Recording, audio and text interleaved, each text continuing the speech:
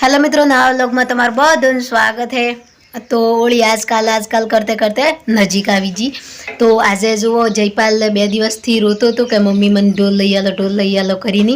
તો એને ઢોલ પર લાવી દીધો હે।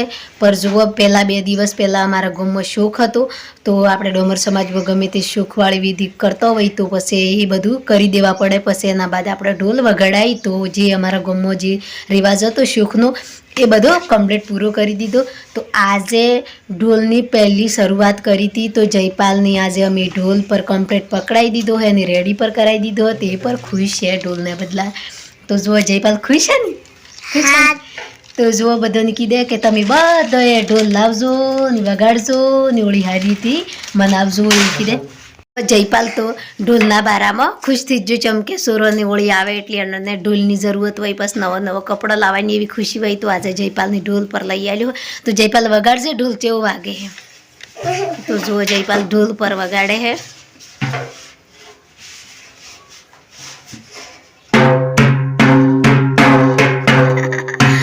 તો એ વાગે ઢોલ। તો અમી હે કે બસ સંબંધ કહી દે। તો અમી હે કે આજ થકી રોજના અમારે આજે ઓને ઘેર થોડીક વાર પેલાને ઘેર એમ કરી આજે આજકાલ કરતા 10 દિવસ હી ઓળીના। તો એટલા દિવસમાં બધું મનોરંજન કરી કે એકબીજાને ઘેર જીજીને ઢોલ વગાડવાનું, ગાવાનું, રમવાનું એવું તો આજ થકી ચાલુ કરી દીધું। તો ઢોલ વાગવાનું પણ ચાલુ થઈ ગયું, ઓળી આપવાની પણ ચાલુ થઈ ગઈ। ભેગું આવ્યું હે મોય વાટવાનું, ચમ કે હું તમને વ્લોગમાં પર બતાવતી કે જે આપણે ઓળીની સિઝન આવે ને એ વખતે આપણે ખેતીનું કામ પર વધારે આવે એમ। તો હમણાં હાલમાં ઘઉં પર વડાવા આવી જાય। તો અમે જયપાલની અણુની ઢોલ પકડાઈ દીધો હતો એ વ્યવસ્થિત ઘેર રહી સુરક્ષિત ચમકેમ જઈ નાહીને જઈ નહીં એમ કરીને। તો જયપાલ તો બેઠો હે, અમે એની મેલી ને હું વાડામાં એ પર ઘઉં જોવા ચમકે મારા હાહુમાઈ થોડા ઘઉં વાઢ્યા હતા। અમે હજી ઘઉં વાડામાં જોવાથી જી ચમકે અમે પ્લટમાં કોમી જતો એના કારણ થકી હું વાડામાં જોવા નથી જી 2-4 દિવસથી। તો અમે 2-4 દિવસથી વાદળું પર હતું એટલે ઘઉં થોડા લેટ આવ્યા હતા। તો અમે હું વાડામાં વાડામાં જઈને જોઉં કે ઘઉં બધા વાડાવા આવી જાય કે થી આવી જાય। તો બધા વાડાવા આવી જાવે તો પછી ઘઉં વાટવાનું ચાલુ કરી દઉં। તો તમે પર જોવો ને હું પર જોવા હું ઘઉં। તો આ જો હું આવી જી ખેતરમાં। તો ખેતરમાં આવીને મેં તમને વ્લોગમાં પર કીધું હતું કે મારા હાહુમાઈ ઘઉં વાઢ્યા મેં વાઢ્યાથી ચમકે અમે પ્લટમાં જતો એના કારણ થકી। તો આ એણે આટલા વાટી ને મેં સડ્યા ચમકે પૂરા ઘઉં નહોતા આવ્યા। તો હું 10 થી 15 દિવસ બાદ ખેતરમાં આવી હું તો હું તમને બતાવું પૂરો નજારો કે ખેતરના ઘઉં વઢાવા આવ્યા કે નહીં આવ્યા એમ। તો જુઓ અમે ઓળી આવે હે નજીક એટલી આ ઓમળી આવે તો હર કોઈ ઘઉં ગમે જેવું કઢાવે તો ઓમળી પહેલાં ઘઉં કઢાઈ લે ચમકે ઓમળીની હેવો ખાવી પડી એમ કરીને। તો હું પર અમે આ ઓમળી પહેલાં ઘઉં વાઢાઈ આવી જાય તો પછી અમે પર વાઢાઈ લેવું। પર અમે જો કાલ થકી વાઢવાનું ચાલુ થાય ચમકે હું આજે તો જોવા જાય હતી ચમકે જાણી આપણે જે ખેતરમાં વાવતો ગમે જેવું ઓરતો ગમે તે કરતો તારનો પર વ્લોગ બનાવેલો હતો એટલા કારણ થકી મેં કીધું કે ચલો આજે લાસ્ટ દન હે ઘઉં બતાવવાનું। તો આજે લાસ્ટ ઘઉંનો પર એક વ્લોગ બનાવી દઉં એમ કરીને આજે ભેગો ઢોલોનું હતું ચમકે ઢોલ જયપાલને પરેશાન કરતો 2-4 દિવસથી કે ઢોલ લઈ આલો એમ કરીને। તો એની આજે ઢોલ પર લઈ આવ્યો હતો એટલા બદલે। તો આ જો બાજુમાં મકાઈ કરી હે તો એ મકાઈ પર એટલી મોટી થઈ જ હે ને આ ઘઉં પૂરા વડાવા આવી જાય જુઓ પૂરા ચમકે ઉણી હે ને પોણીની કમી નથી ચમકે આગલે સાલ તો પોણીની કમી હતી એના કારણ થકી ઘઉં પર પૂરા નહોતા પાછા ઊન તો જે પોણીમાં પર ઘઉં પોણી પર કમ્પ્લીટ મળ્યું હોય એના કારણ થકી ખેતી પર જેને હે ને બધી વ્યવસ્થિત હે ને આ વખતથી વાવાઝોડું કે થીવો પવન કે એવું કોઈ આવ્યુંથી એના કારણ થકી ઘઉં પર બધાએ ઊભા હી। તો હાલ જો અમે હે ને આ રોજોની આ ભૂંડોની એવું વિતાડે ને એના કારણ થકી આ હેઢમું બોધ્યું હે તો એના થકી નહીં આવે એમ કરીને।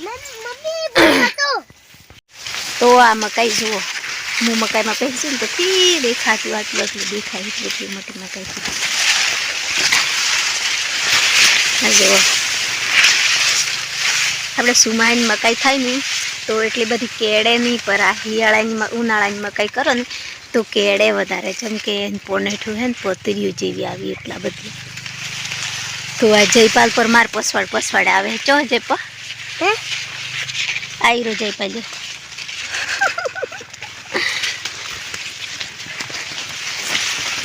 મમ્મી ઘર તો ચોક હુકા હે લાગે મને હું કઈ જાય એમ તો આવી જાય હું કાલ થકી બંધ કરું તો જવાનું કાલ થકી આપણે વાટવા મળીએ ના કતી લીલા લાગે મને થી તો આવી જાય બધા આમ તો પેલા પા વાડ્યા એટલે એમ બધા આવી જાય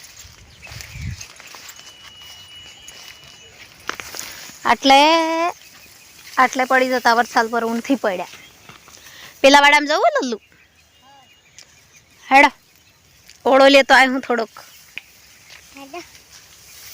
તો અમી હે કે વાડામાં તો જોઈ લીધું ચમ કે ઓમાં તો વઢાવા આવી જાય એટલે કાલ થકી વાઢવા મળવા નહીં તો કાલ થકી વાઢવાનું સારું તો અમે જઈએ અહીંયા આગળ ફેર બીજા વાડામાં તો એમાં પર જોઈ આવીએ તો ખેતરો પહોણ અહીંયા બીજો તો એક પહોણવાળામાં જોઈ લઈએ જેમ કે હું હે કે પલટમાં કોમી જતી ને એના કારણ થકી નથી આવી એટલે અમે હું જોવા હું તો આ પોણી નેસે ઘેરું પોણી વહીની હે ને ખબર નેસે ઘેર હું હું લબું કર્યું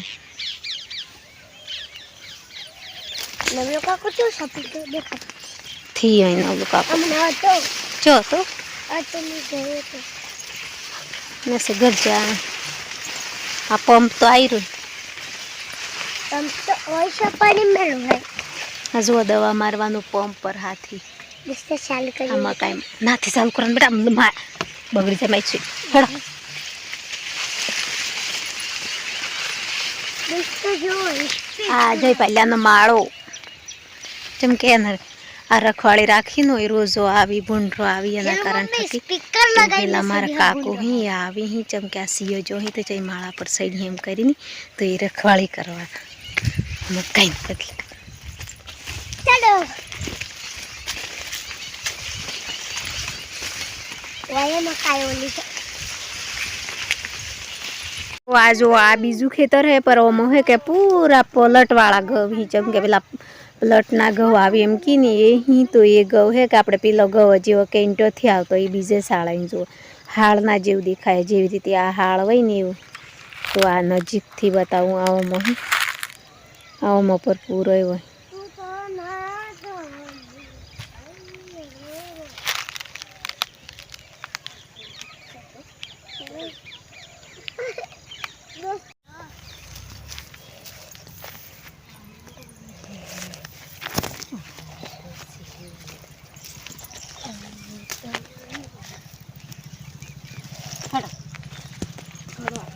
તો જો મિત્રો મારો વ્લોગ સારો લાગ્યો હોય તો લાઈક કરજો શેર કરજો અને સબસ્ક્રાઈબર કરવાનું નહીં ભૂલતા બાય બાય